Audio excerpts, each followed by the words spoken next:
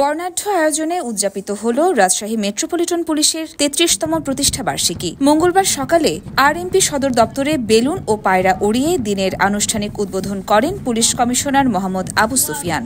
উদ্বোধনী অনুষ্ঠানে প্রধান অতিথি ছিলেন রাজশাহী বিভাগীয় কমিশনার খন্দকার আজিম আহমেদ। বিশেষ অতিথি হিসেবে আরও উপস্থিত ছিলেন পুলিশের ঊর্ধ্বতন কর্মকর্তারা, র্যাব কমান্ডার, জেলা প্রশাসক সহ সমাজের বিশিষ্টজনেরা।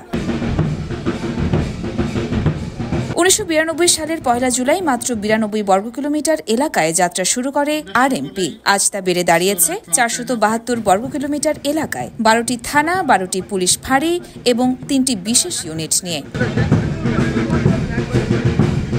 এখন আরএমপির অধীনে রয়েছে সিটিএসবি, ট্রাফিক, গোয়েন্দা শাখা সহ আধুনিক অপরাধ দমন ইউনিট।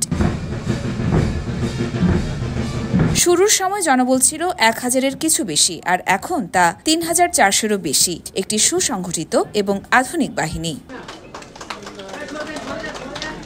আসন্ন দিনগুলোতে জনকল্যাণে আরও নিবেদিতভাবে কাজ করার অঙ্গীকার জানালেন পুলিশ কমিশনার। যাদের কল্যাণে আজকে এই বাংলাদেশের পরিবর্তন আজকে আমরা এই নতুনভাবে আবার শুরু করতে পেরেছি। তবে আমাদের রাজশাহী মেট্রোপলিটন পুলিশের জুলাই আগস্ট আন্দোলনে অনেক ক্ষয়ক্ষতি হয়েছে। এখানে আমরা জানি আমাদের জনগণেরও আমাদের অনেক ক্ষতিগ্রস্ত হয়েছে। আমরা সেগুলো রিকভারি করে আমরা আজকে আবার নতুন করে শুরু করছি। ১৭৭২ সালে রাজশাহী জেলা, ১৮৭৬ সালে পৌরসভা, আর তারই ধারাবাহিকতায় ১৯৯২ সালে জন্ম নেয় আরএমপি। আজ রাজশাহীর গর্ব।